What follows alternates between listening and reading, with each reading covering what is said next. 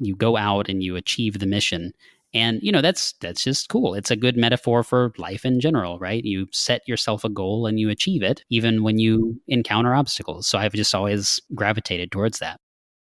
It's like, what are you not taught? That's often a lot more sinister than what is being taught. If you knew maybe 10 more details about a certain historical period, it can totally change the frame of reference for the whole thing. The Culinary Libertarian Podcast, episode 53. Welcome to the Culinary Libertarian Podcast, where the philosophy is free, but the food's on you.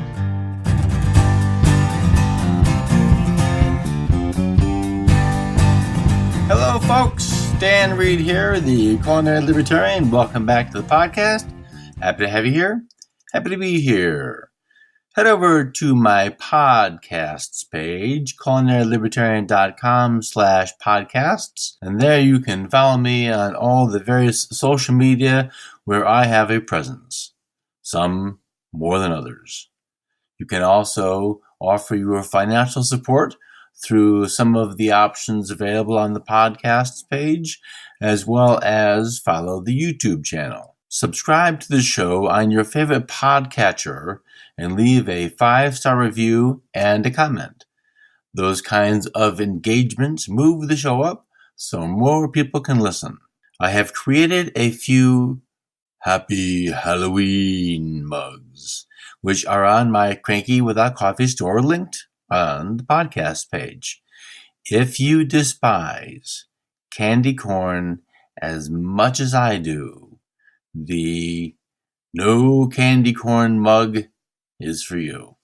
Yes, it's terrible, and if you don't think so, you're wrong. Folks, if you like history and have discovered that the history you were taught in high school or college has come up short, Brian McClanahan, PhD and historian, has the fix. Click my affiliate link, culinarylibertarian.com/McClanahan Academy, or find the banner on the show notes page, to go over to McClanahan Academy. And there you can sign up for the entire academy of classes or pick and choose the course which is right for you, with courses ranging from the Declaration of Independence or the Constitutions to his newest survey course, United States History to 1865. The other half of that is due soon, as of this recording in mid-September 2019. You can fill in the gaps left, and there are gaps left from your previous history education. culinarylibertarian.com/McClanahan Academy. My guest today is Luke Tatum from the Culture of Peace podcast. But today, Luke is here as the creative director of Dummy Corp, a new digital game he's developing. I've asked Luke on to talk about the game, what it's about, how he got the idea, and how it incorporates libertarian ideas. Luke has been on previously talking about anarchy, and more specifically, how to anarchy, which means how to start to make the break from the intrusion of the state. Welcome back, Luke. Thanks for joining me today on the Culinary Libertarian Podcast. Well, thanks for having me, Dan. It's a pleasure to be back and an honor. Well, that's pretty high praise. Well, I'm glad you're here because we're going to talk about something which fits in with your theme of liberty and my theme too. And so just for people who maybe didn't catch the earlier episodes, you were here once. I don't remember who was on whose show, but we talked once about how to anarchy and what does that mean? What does it mean to be an anarchist, and how to begin sort of the road to less government on a personal level. And I will put a link to that episode on today's show notes page, which is culinarylibertarian.com/53. And the other show, which I think was on your show, was talking about the food pyramid. And it was a great episode. Yes, it was. And some of the information and a lot of the misinformation that we have about the foods we eat. So we're here today talking about a project you've been working on for a little while, and it is a game, a video game. And so it's your project. So pitch us the project. Tell us what's going on with this new game. Sure. So our game is called Dummy Corporation, and it's not yet released. We're in pre-alpha, if you're familiar with development terminology like that. So we don't have a whole lot of actual game yet made, but we're working on it, and we're in crowdfunding right now to try to raise some funds. So, but the game it's essentially a business simulator, and at first pass, you might think it looks rather simple. You run a fried chicken fast food restaurant where you're helping customers. They're lining up in your drive-through lane, and you're serving them various foods. You've put some of that money into reinvestment and expand what you're offering, how many menu items you have, the quality of those items. The idea being that you make more money at an ever increasing rate. But the twist is, and the reason that we call it a dummy corporation, is that underneath your fast food restaurant is actually the true purpose of the game, which is to run a CIA facility and get into all sorts of morally gray or even black territory, doing just all manner of things. And we're still hammering out all of the different things that will go into that. But we're talking drug smuggling and, assassinations and influencing the news and just all kinds of things. And it's all somewhat based in reality. We're using real news stories to draw inspirations from. So we hope that that will not only be interesting, but also get people to kind of think about things. And it's got a real narrative built in. So we're really focusing on the story. We want it to be something you want to keep playing rather than what I feel like is the normal pattern for mobile games, which is to just have a game that just plays just for the sake of playing. There's not really much reward there other than you see bigger and bigger numbers appear on your screen. There's a lot there that I want to cover. And so you have a web page up, or it's probably actually properly a Facebook page for Dummy Corp. And I was looking at it, and one of the first things that struck me, I don't know if you remember the TV show Chuck, which was kind of like this, where Chuck works at a giant big box store, and he ends up getting this, I don't forget what they called it, but he sort of, in his brain, they transplant just like all the information of the world. And so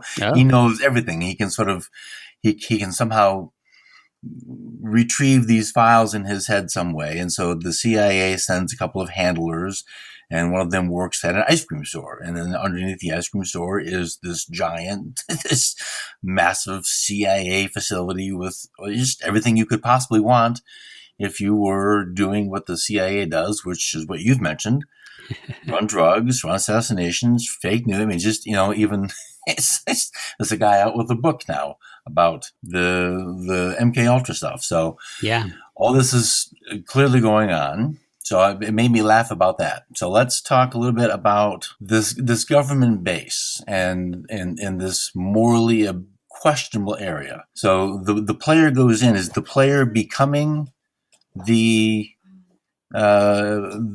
CIA people, or is he? How does this work? Is this point of view? Sure. Yeah. So it'll be kind of an overhead view. So you actually won't see your player character, except for maybe behind a desk in a little administrator's office.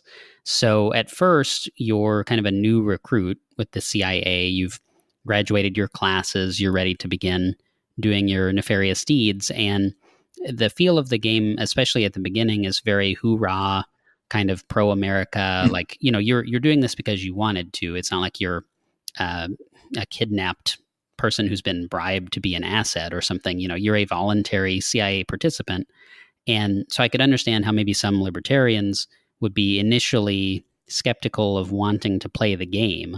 But as it goes in, you'll do gradually more and more heinous things. And so we have a couple of interesting facets with that. You have not only the fact you're doing it, and you have kind of a mission briefing from this next level up CIA agent who's kind of your boss, and he'll say, "Hey, I've got a new mission for you.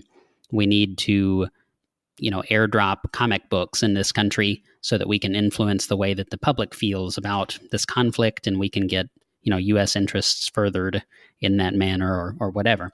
And so the mission starts. You'll add a new room to your underground base, which you can navigate around, and then whenever you get far enough and you've made enough progress, you'll unlock another room and another project that you can do. So all of these things are always happening, and so that's part of the reinforcement aspect. Is it's cool. You want to see what the new rooms that you get are, and it kind of plays on that natural tendency I think that most people have to look at like spies and espionage and all that as this really cool thing. It's like the James Bond type aspect.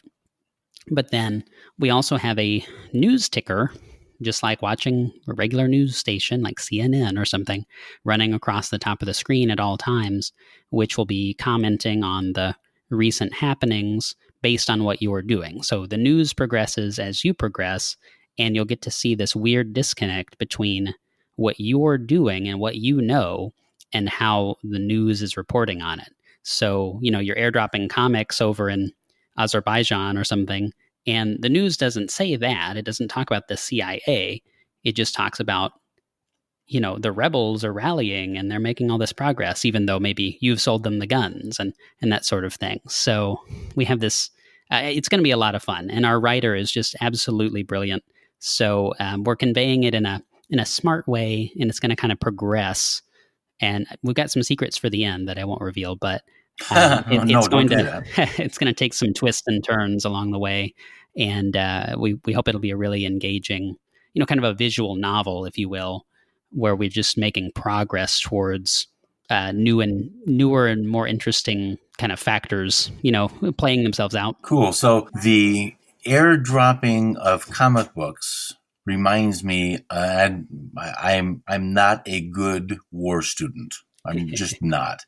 So, but I'm pretty sure at some point, and maybe at some points, there were, and actually my MASH episodes are better than my war knowledge. There was the propaganda dropped, probably by everybody who had the ability, but this is what it sounds like to me, that dropping comic books, you're dropping fundamentally is propaganda.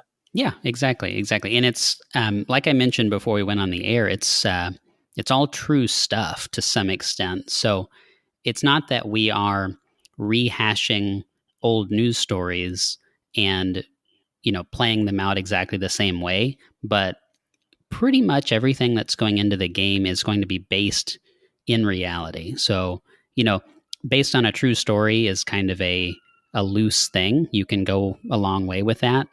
And still kind of call yourself based on a true story. But we want to be pretty close to home with that. So, MK Ultra, things like that are documentable and verifiable. They could work themselves into the game in some interesting ways. And while we won't call it MK Ultra, it'll be, it'll be something close to home, right?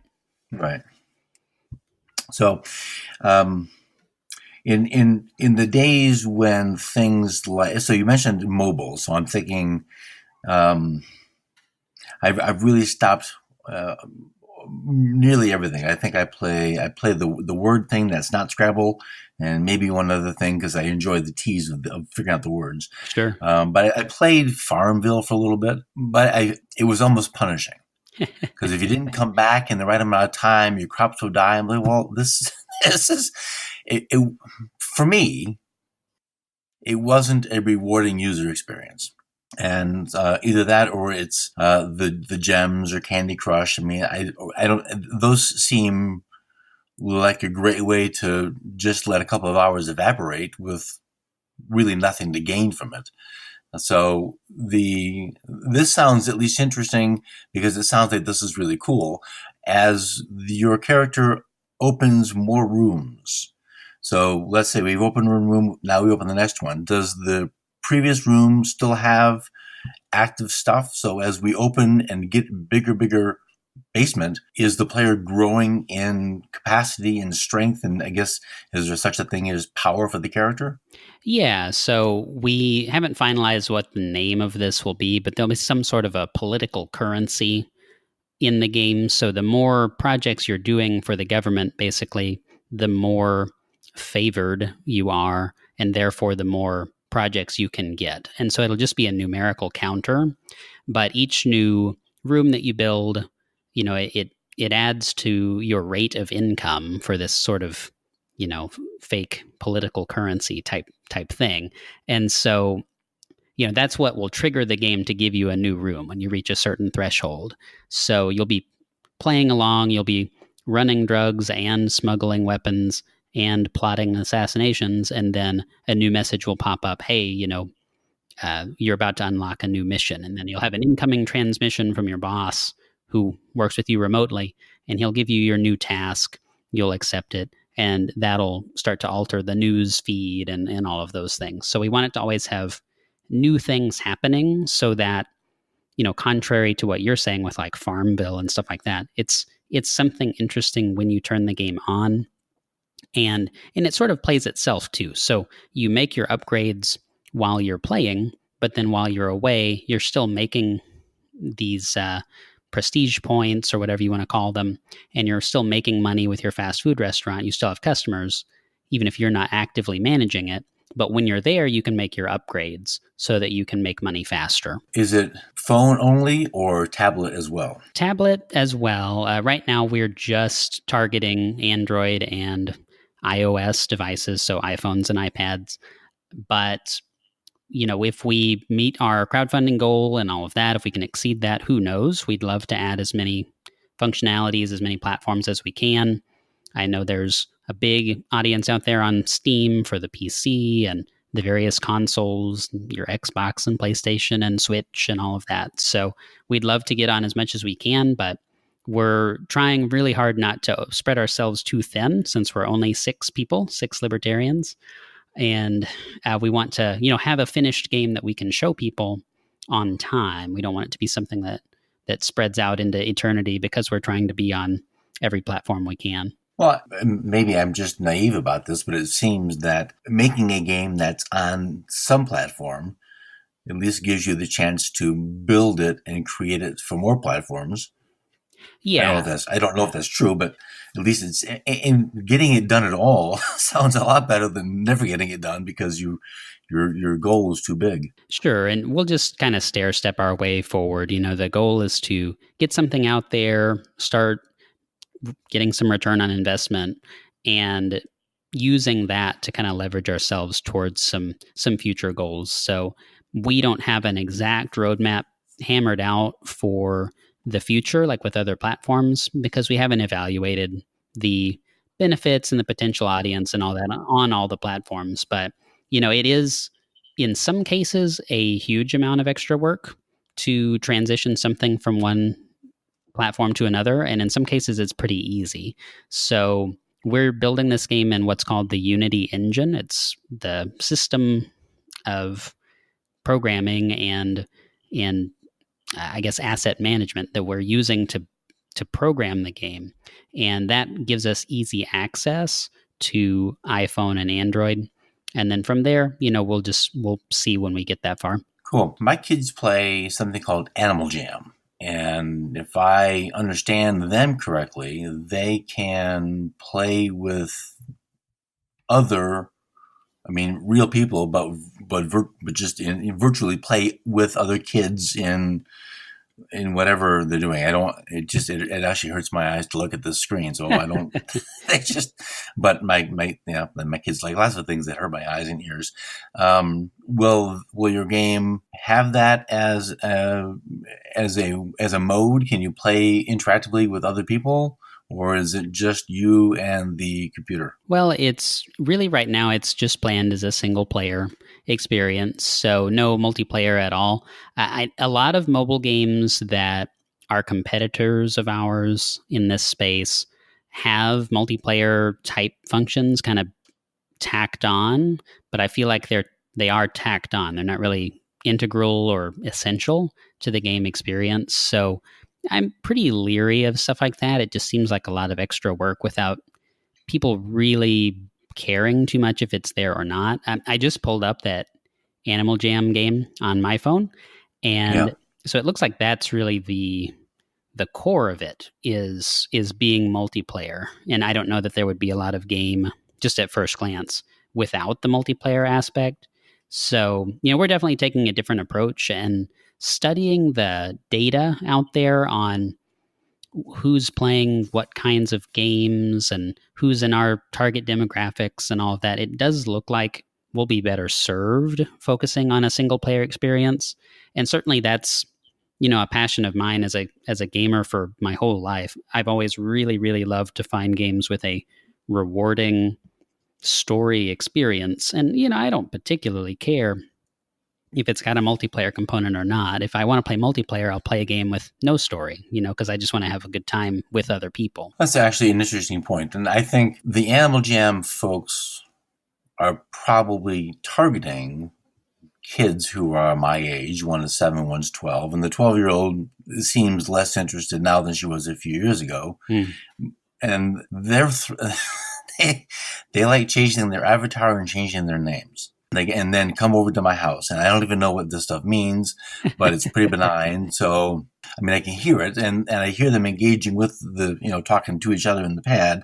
And so I feel as a parent that it's probably fine that they're playing this Animal Jam thing. They lose patience with it pretty quickly, which I don't mind. And then they go do something else. So it could be that it's just not the same market. We're not even looking at the same people. And that could be. I'm just, we have taught, you and I, in talking in the 2019 sense, that I'm impressed with what you're doing, but I've told you I'm not the market for this, but I'm happy to talk about it because I'm just not the game guy. And that's okay. But I think this is cool. And the James Bondish sort of, I don't know where this comes from. Maybe I don't know if this is an American thing or if this is just an everybody thing. But there's, even as horrible as it is, there's a bit of an appeal to the spy. Yeah, of course. It's the person with a license to kill and the person who's above the law and can do whatever it takes to get the mission accomplished and in all of that.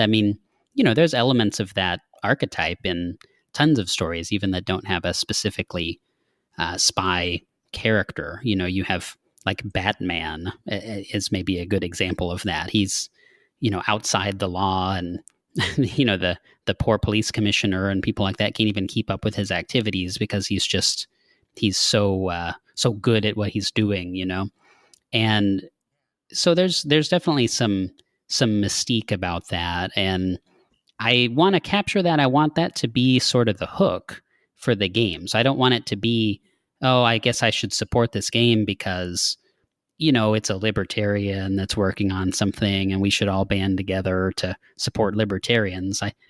Keep your money if that's really all you feel about it. But with this, I think it's going to be, well, I already can tell from what we've already done. It's just so cool. I feel like a lot of this is just really, really cool. It's coming together nicely. So I want it to be, again, fun first. The fun is the focus, and it so happens to appeal to a libertarian audience because we're all libertarians. So that inevitably kind of works itself in. I don't know. I think you might be too young to remember the first runs and maybe saw them as reruns, but the TV show Mission Impossible. Never saw the TV show. No. Mm-mm. Oh, man. Well, the movies they just have so much more ability with budgets and 40 years later, better technology. But even back then, and so you see Peter Gray's before he was, doing his sort of slightly comic roles, but watching, it was an ensemble cast and that was kind of a new thing, but the whole little spy thing and just, the smart guys doing clever stuff and, pre-MacGyver, it was a thrilling show. We used to play Mission Impossible on the playground. So it catches some sort of, I guess, sort of safe fantasy of just being, you're not hurting anybody, but I don't know. Maybe there's some shrinks who have something to say about that, but I think that's fine. I think living an exciting, vicarious experience where no one's actually getting hurt, I don't see a problem with that. And others may not agree with that, and that's fine. Sure, sure. And I have been heavily influenced, of course, by not just James Bond, but I used to watch the Get Smart TV show. I love that. I used to.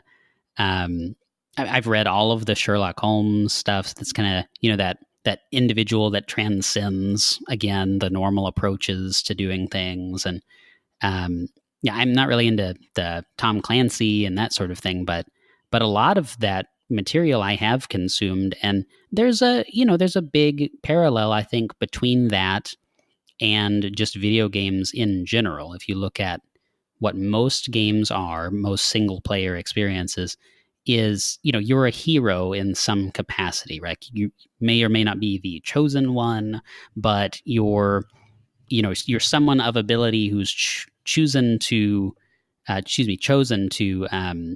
use that ability to change the world, right? You save the day, or you rescue the princess, or whatever it is. You're someone with the resolve and the know-how that you go out and you achieve the mission.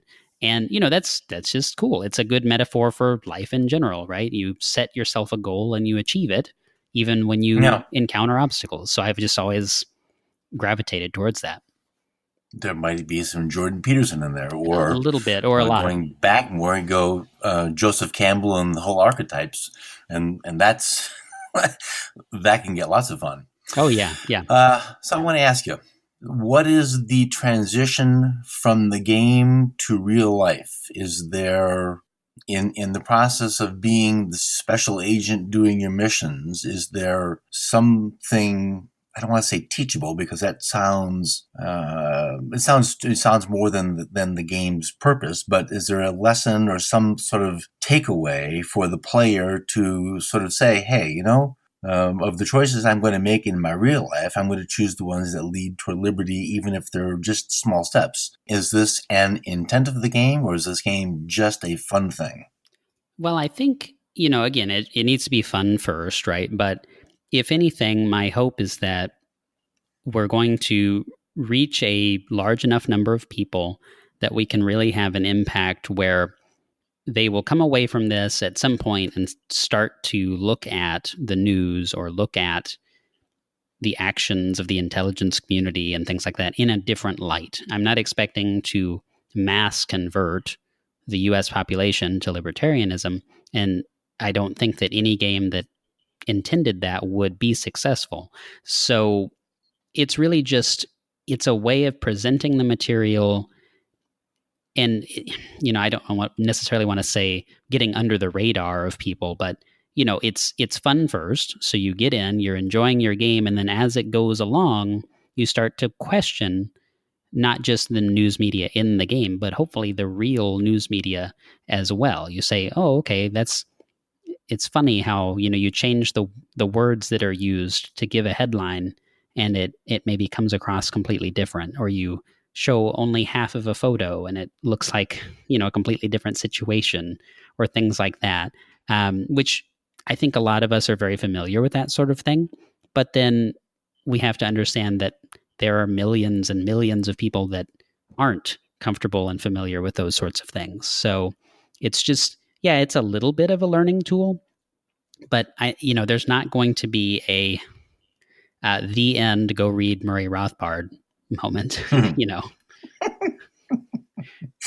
I understand. So we've got the government in the game. Mm-hmm.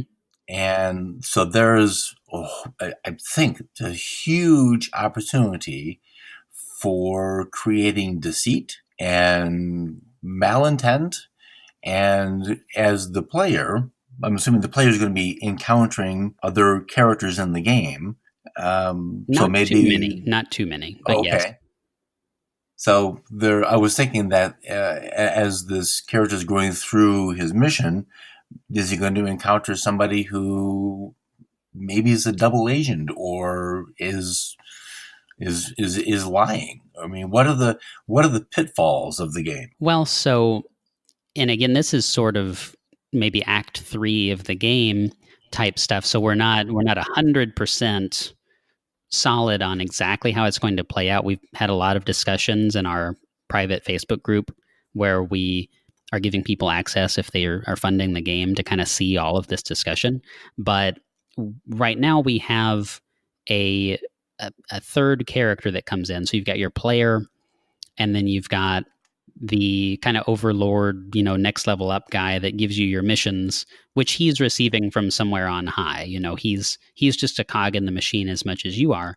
But then we'll have this other character that kind of emerges a little deeper into the game as a major player, and they are kind of there to get things back on track, because as you start to doubt things, and maybe your boss starts to doubt things too because there's some particularly egregious thing that occurs, then this other character's job is to get you back on track and to keep things from falling apart. Like, you can't leave because, well, I mean, you and I both, I think, listened to that MK Ultra episode of the Yes. Tom Woods show. So, you can't just leave when you know all the deep, dark secrets of the CIA or something like that. They, that's not going to Well, work well for you. So that's kind of the no, idea you can there. leave, but you ain't coming back. Right. So that's, and of course we were talking about that before the MK Ultra episode, but that's kind of the story mechanism that we're employing with that is, you can't leave, as a matter of fact, because we don't have a alternate branch of the story where you can go back to civilian life and, it doesn't turn into a different game later. So it has to be this interesting moralizing without making the game boring or somber or something like that. So, it's a fine balance, and we're working on striking that. But you can actually be that character, I suppose, is a good time to plug. So we still have, as of this recording, the top level donation tier. If you do donate $500 to the project, then you can be that character that comes in later in the game, and we will do multiple sketches of your very own face, and you'll be there. Well, now that is very cool, and that leads me into the next question, which you mentioned earlier. I think, I don't know if it's the words crowdsourcing or crowdfunding. So what does, for people who don't know, and I might be one of them, what does it mean to crowdfund a project? And for the people who, obviously you've told us about the $500 person, but the people who do $5 or $10, what do they get for the money? Do they get anything for the money other than a really great thank you? And what is your goal?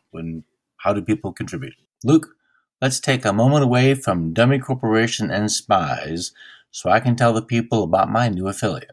Folks, if you like learning new languages but need something on the tablet, Rocket Language has 12 languages available. I've listened to the French course, and they are short enough to let the information sink in and for you to comprehend the lesson. Check out my blog post at culinaryllibertarian.com/rocketlanguage for the list of the 12 languages available. If you are in business and want to expand your skills or simply want to learn a new language for your own self-improvement, check out the Rocket Language courses. Make efficient use of your time getting exactly what you need to learn a new language. And they have a 60-day money-back guarantee. Click over to culinarylibertarian.com/rocketlanguage to start speaking a new language today. Now, let's get back into the show. Sure. So we're on the platform Indiegogo. Indiegogo is kind of the second place, I guess, big crowdfunding platform behind Kickstarter. And there's some different ways that their systems work, so we decided to go with the Indiegogo system. But the fundamental of crowdfunding is that you're putting your project out there, you're showing what you're working on, whether it's a physical product or a book or a game or whatever, and you're asking for community support. You want your fans, and this works better if you have a big mailing list or something already established, but you want people to come in and to look at what you're doing and say, sure, I'll go ahead and back this, even though, it may not actually show up in the real world for another 6 months or a year or however long. And, so it's more like a bake sale. You're asking for money to give them something. It's not really just asking for money. It's asking to trade money for something that they want. And so we've got a variety of tiers available with some pretty comedic names that are all very like pro-America kind of, it's kind of a fun stab at the whole thing. But if you want to be an upstanding citizen, that's our entry-level tier. That is only $5, and you will get your name in the credits. We feel like it's very important to recognize who is getting us to where we want to go.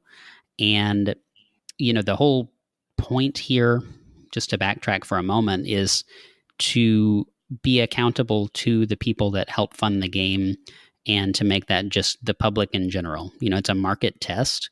It's not having one or two enormous donors and then having to play by their rules, right? We've seen phenomena like that in government programs with like scientific research and all of that. So, we don't want to limit ourselves with what we can do and what we can try just because some particular person who gave us the money doesn't like that. So, we're I guess if you want to think of it as open source, like the software concept, it's just out there and anyone can help, and then we're accountable to them. So back to the crowdfunding tiers, you've got the $5 thing that'll get you into the credits.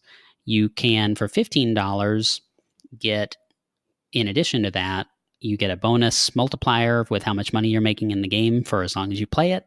You get into our private Facebook group where you can see every single step of the development process, starting with when I started that group, so a while ago.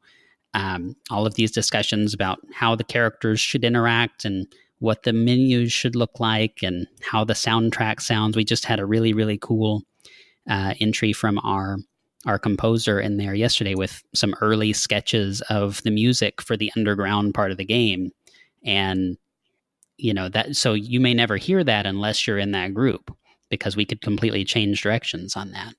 And then you'll get a digital soundtrack whenever the game is out. And on up the tiers, in addition to the soundtrack, you can also get an art book. So we're saving all the concept art and kind of in progress sketches and things for later. And it goes on up. You can actually be on a conference call with us where we're hashing these things out on like a Zoom call. And, we just want to give people access to the process because it's something that most people have never been able to take part in. So it's kind of like, getting tickets to go watch glassblowers do their stuff, and then you keep the stuff at the end. Something cool. You watch the whole process, and you get to have something, and all the inner workings of how it was made. And then we do have some limited tiers as well. So I have only 2 available of these where you can, for $150, name an item on the fast food restaurant's menu. So like, if your name is Dan, it could be Dan's fried chicken strips, like whatever you want. We kind of work with you to figure out something to make it fun and make it fit into the game. But that would be very much in the face of every player who ever plays the game. So that's a cool possibility. And then you can also name some stores near the fast food restaurant, which will sort of determine what the landscape around the restaurant is. So it's like a strip mall with a fried chicken restaurant out front, and you can pick one of those strip mall locations and tell us what to make to go there. So that'll be cool. And then, of course, we already talked about the $500 tier, which is the very, very top.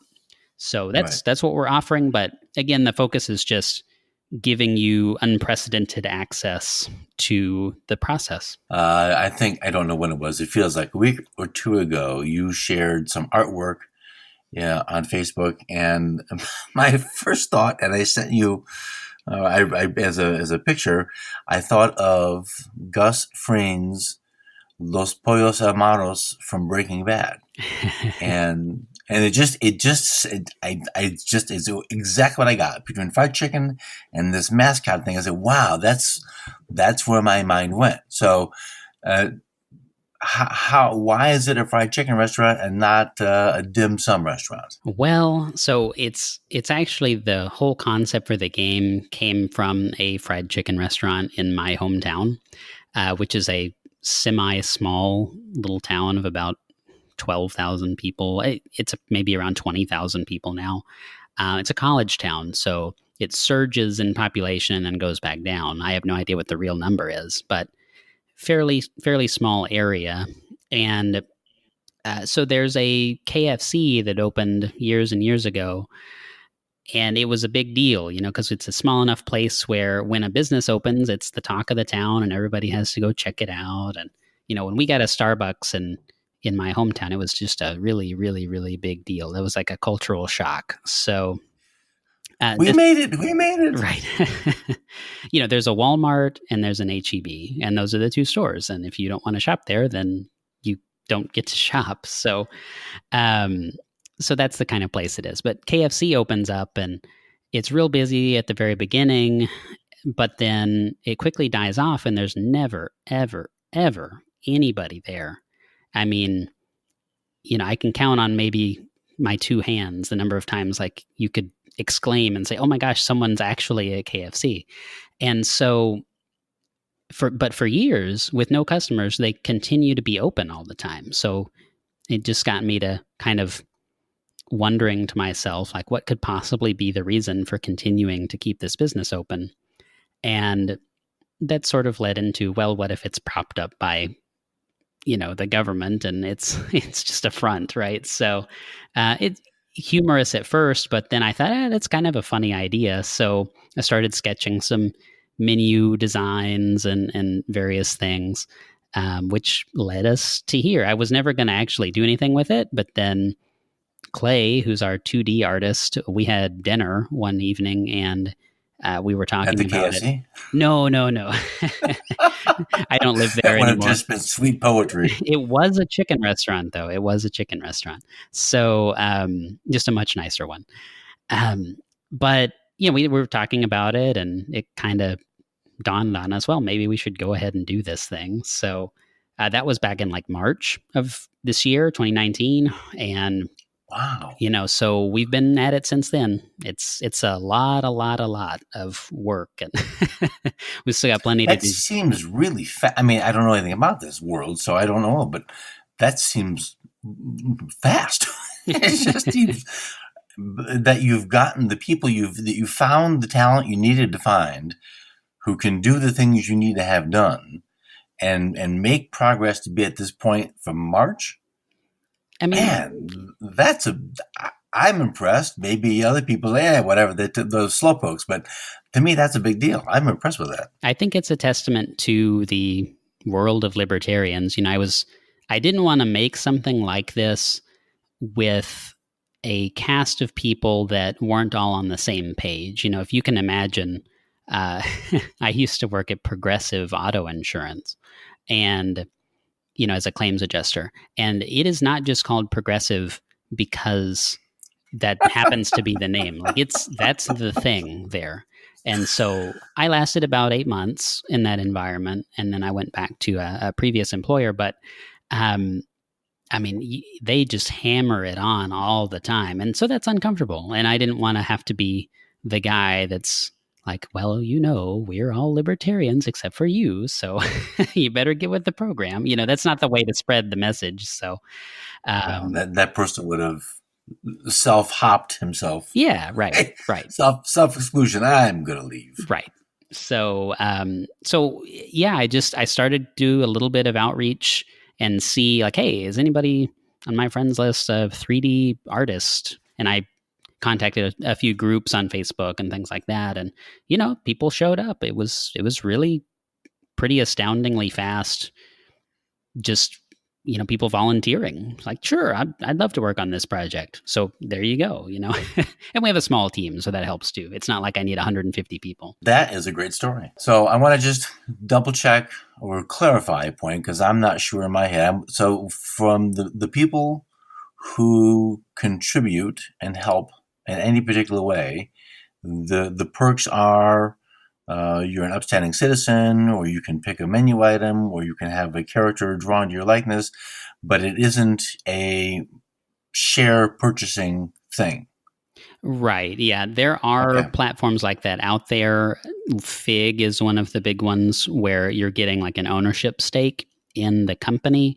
We're really actually a sole proprietorship. So we're not an LLC or any of that. We may reincorporate or something later, but at this time, it's sort of a pet project that we're just going to see what we can make out of it. So, we're excited to get it out there and to get feedback from people, but we're not, at this time anyway, we're not going public or anything even remotely close to that. Okay, well, in case someone was listening thinking that, hey, there's an opportunity maybe for an investment, I want to clarify the point that the donations are more than welcome, but this isn't a share thing. So yeah, it's an experience. It's not a investment. Fair enough. I have one other question, then we'll get some of the details and some links. I'm looking at the image of the agent, and to me, it looks a lot like somebody. So I want you to tell me who was the sort of model in mind for the face of the agent. I'll tell you who I think it looks like, and then but I'm curious before I taint your idea with my face name, I want you, if this just came up from somebody's brain, or the guy actually has someone in mind. Well, so it's actually very, very funny, and I know that you're not thinking of who it's designed after. So, no, the character we're calling him Station Chief Harlan Thomas, and we went through several different people that we were planning to make him look like, maybe Dick Cheney, and maybe this guy and that guy, and we kind of pitched it around and went back and forth, and then who it is our 2D artist. So that is a self-portrait of Clay, who is doing all the 2D art for the game. Now, I didn't get that at all, because... Oh, yeah, never mind. I can see it. Yeah. Okay. I thought... To me, my first thought was that it looked like a sort of young Paul Newman. It looks like a young Paul Newman. That's sure. Exactly what I got. Sure. Wow. And also, so I think the name is great. I look at the face that's drawn, and you tell me that Harlan Thomas, wow, yeah, the name fits exactly. But it also could be maybe a young James Caan, or maybe like a mashup of the two. But this is, I guess, we bring our own baggage to these things, and that's perfectly fine. Anybody can look at anybody you want to, but it's a perfect picture of the character. It's give him a handshake. It's a great job. Well, and he's actually done several facial expressions already. So we have like one with him laughing. Oh yeah, I guess they are on the page, aren't they? Yeah, they're up top. Okay, cool. And there was one, I think, was it screaming or something? But yeah, it was good. He's a talent. He got a good guy. Yeah, I'm always just so impressed with the whole team. Everyone has been doing just incredible work. So it's a pleasure to work with these other guys. Very, very cool. All right, so give us a link how for the people who want to help contribute and help make this game come to life. How can they help? Sure. So it's dummycorporation.com/crowdfunding. That will just redirect you over to the Indiegogo page. Indiegogo itself has like a short link that you can use, but it's actually very hard and cumbersome to say. So to me, I just thought, well, I'll just make a redirect on the website. So dummycorporationgame.com, you can just go there and it'll take you to the page, or you can do the /crowdfunding and it'll automatically take you right to the Indiegogo. And we're going until the 16th of October. So we're still very early in this crowdfunding phase. But the earlier that we can get our goal met, the sooner we can get beyond that. And we'd love to add more features to the game and really expand what we can offer, like going on other platforms or making the story more involved or any kind of stuff like that, just by having more money to throw at the problem. Very cool. I want to see it when it's done, just because it sounds amazing. And well, thank you. I'm so before we were recording, we were talking about some memories of our childhood and how my children have no clue what any of this stuff means. And I've actually completely lost my thoughts. So never mind. Well, that does remind me, though, there are kids now, that are legal adults that weren't around for 9/11, right? And so it's such a crazy world. That seems still relatively fresh, and of course, it's gotten the United States into all sorts of trouble abroad, starting wars and campaigning around, and it's. I don't know. The U.S. has been at war for 100% of people's lives now. And it's a scary thought. That is a scary thought. And somewhere floating around libertarian memes is, and I won't remember the exact number, but it's of the 240-ish years we've been around as a nation, we've been at war for like 210 of them or some. Yeah, it's not high. Exact. And so don't nail me on, you got the numbers wrong. I know I got the numbers wrong. The point isn't the numbers. The point is the vast majority of those numbers, we've not been at peace. Right. And I think that's interesting. If you say we've been at war all these years, turn it around and take the difference. And so for 18 years, we've been at peace. And that is a whole lot more effective to me than to say this big 200 some odd number. Mm-hmm, mm-hmm. Say we've only not killed people for 18 years or whatever the number is. Well, and that's only official too, right? I mean, when you're working with stuff like the CIA and all of them, it's like, who knows, right? Are we even really at peace when we're at peace? So well, one of the things that I'm sort of running into, and there's lots of ways to go in learning in libertarianism.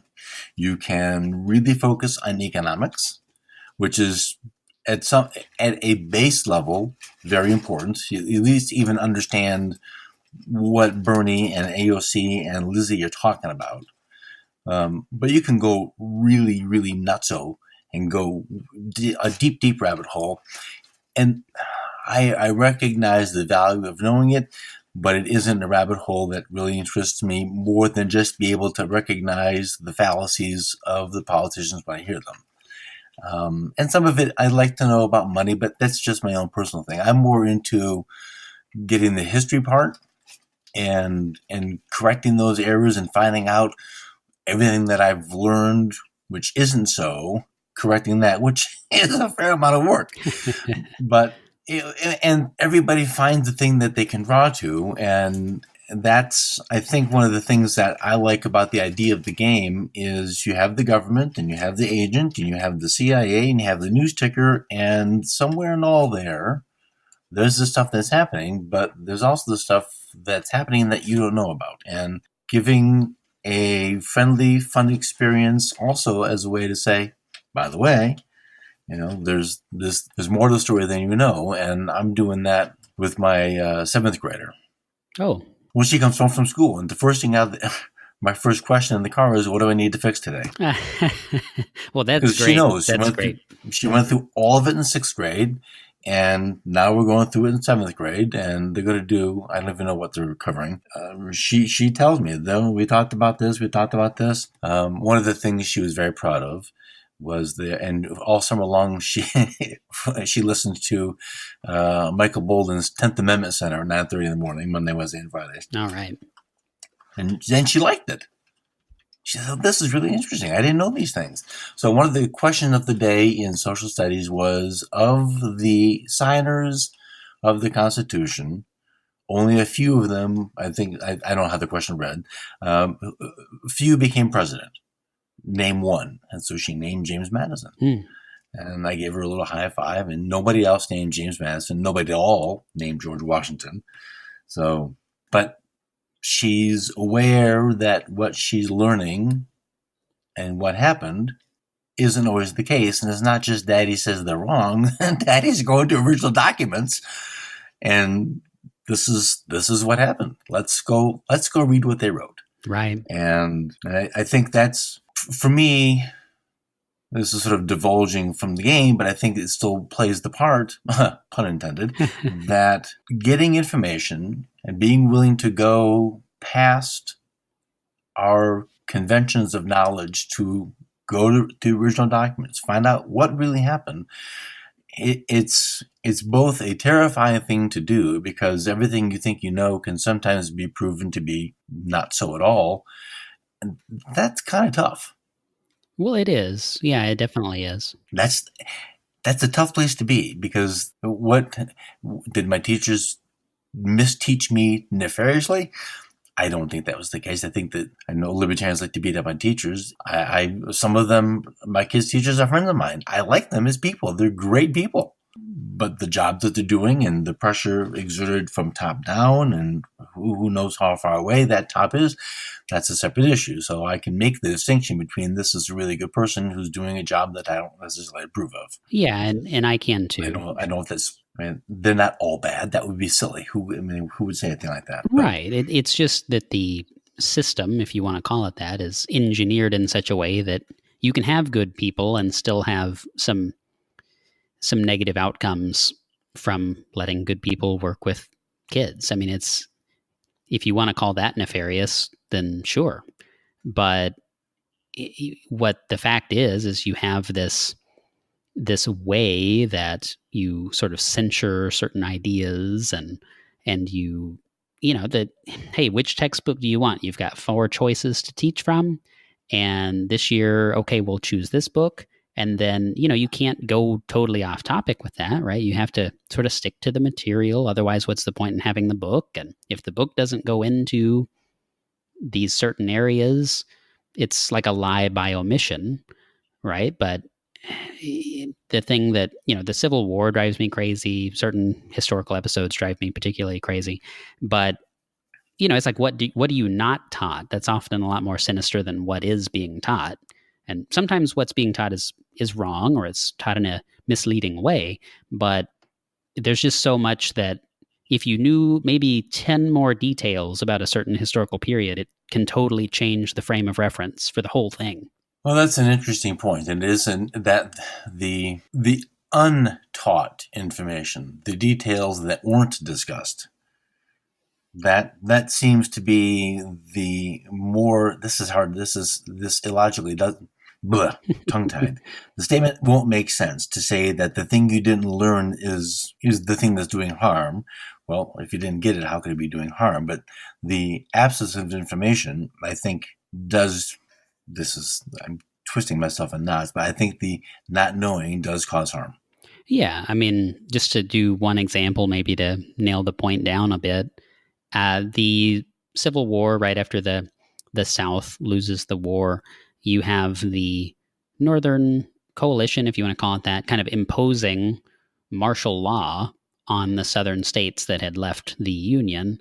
And so you have armed guards at polling locations when people went to vote for things. In some states, I believe it was 11 years for most of them, and I think one state was 13 years of martial law, so long enough to kind of stamp out any remaining dissent.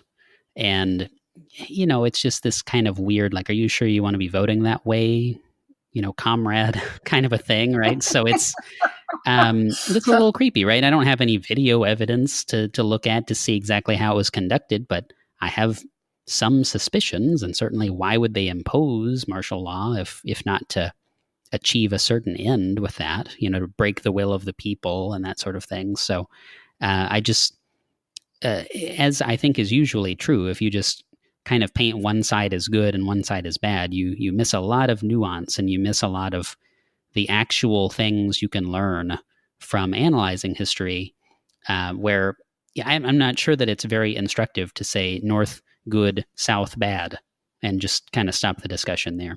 So that's me, though. I think your point is a very valid point. I think it is easily extrapolated to people. So that's a domestic policy issue. A foreign policy issue is the current, and been for a while, I'm going to ascribe it to the neocons, and I might get that part wrong. We got to get them there before they get us here. Right. Well, right. Okay, so we're going to get people who don't know So let's exclude 9/11 because Scott Horton says it's not an inside job.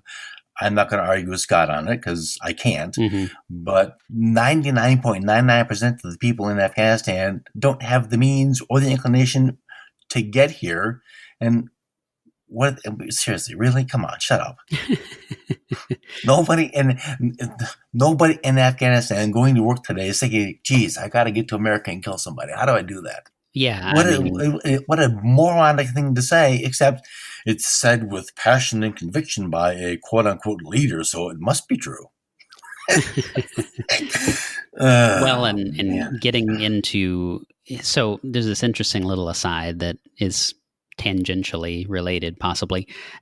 There's this wonderful band. I had never heard of this until I heard of this band. So this drummer I really like, his name is Mike Portnoy, plays for Dream Theater, or used to. And he had this side project called OSI. OSI was, they've got a few albums, and OSI stands for Office of Strategic Influence, which was a real thing in the United States. And it got shut down relatively quickly, but it was a office of the United States government set up to influence public opinion and drive us into the war in Iraq after 9/11. So, we keep circling back to 9/11, but, it's just to think that those sorts of things don't happen, and that the government is just looking after our interests and seeking out the bad guys that, because they're evil came over here as though, we have no hand in it. It's completely absurd to look at the world that way. So, maybe with our game, we can get some people kind of thinking along those lines a little bit, even if not quite that far. I think getting people to think at all would be a good first step. As opposed to, so the distinction is thinking at all versus the shuttered eyes, regurgitation of official information. I think that's important, and that's more than, and that's the reason I'm telling my kids the stuff I'm telling them. I'm not telling them to prove that their teachers are wrong. Right. That's not my goal. The long game is to teach them to question the information that now if your boss says I need this paper done in the next hour, that's not a thing you question.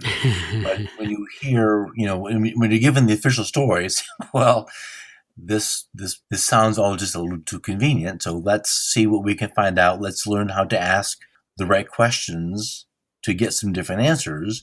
And that's really all that I want. I want to have a couple of adult children, or a couple of children who become adults who have the ability to think critically and recognize that something about that is just too fishy, too convenient, or something, as opposed to, well, but the news said. Right. This reputable source that was hand-chosen by CNN anchors is telling me this, so it must be true. And it really, stuff like this all goes back to like Henry Hazlitt and Economics in One Lesson, and, granted that, we're doing this to benefit a certain industry, but what also happens, as a result of enacting X or Y policy? It's just, look one step further and you'll find out a lot more. And by the way, for your kids, even possibly, he has a great book that I don't think a lot of people have ever even heard of called Thinking as a Science. And it's not an academic paper or anything like that. It's not really like a peer-reviewed, he's not a psychologist, but Henry Hazlitt, the journalist, kind of musing on the subject of learning material in an effective and comprehensive way, and training yourself to think from multiple angles and all of that. It's a quite fascinating read, and it's not really big either. So that's a fun fun little book. Cool. I have never heard of it. I will go look for it. Yeah, you should get it. It's quite good. Excellent. Well, we have gone far afield from talking about your game, but I think all of that stuff, I think all the content sort of fits the idea of the game. And so I think that that's good. And it's, if the game can get players to have a conversation at all and then have a conversation about the things that they're seeing in the game, then I think you will have had an astonishing success. I think so too. That's definitely the goal, is just to, get the conversation going. And maybe we'll get a lot of backlash. Maybe there's people that will hate it, but in some ways that's the best press you can get. So, hey. Yeah. If they're talking about you, it can't be bad. Right. Well, Luke, thank you very much for your time today. I'm going to put links at culinarylibertarian.com/53 for the dummycorpgame.com/crowdfunding. And if I can find a link for the Thinking as a Science piece, I'm going to put that there too, because we should get that out. We should get people thinking, but in a fun way. Yes, definitely in a fun way. So, Dan, thanks so much for having me on. I really appreciate your investing the time and talking about the game, and I can't wait to see what we can do with it. It's going to be awesome. You'll have to keep us, and maybe we'll get you back on. And when it gets, I guess the word launched or whatever, when it gets out, let's have you back on and talk about it. Thank you so much. My pleasure. Thanks, Luke. All right, folks, that's going to do it. If you are a gamer, and I know some of you are, and you want to support Luke's game and his ventures, the link for support will be on the show notes page, culinarylibertarian.com/53. I'll also add a link to the book Luke recommended, Hazlitt's Thinking as a Science. It's a short book, fewer than 170 pages, but a great primer of sorts to start adjusting one's mind to the task of proper thinking. However, a brief note. Hazlitt was a writer of his time, of course, so references to sitting in a Pullman refers to sitting in a train car. Don't let the writing of the era prevent you from getting this excellent resource. And the Kindle version price is very attractive. Have a good week, and I'll see you soon. Music for the Culinary Libertarian podcast is provided by Matthew Bankert at mattbankert.com.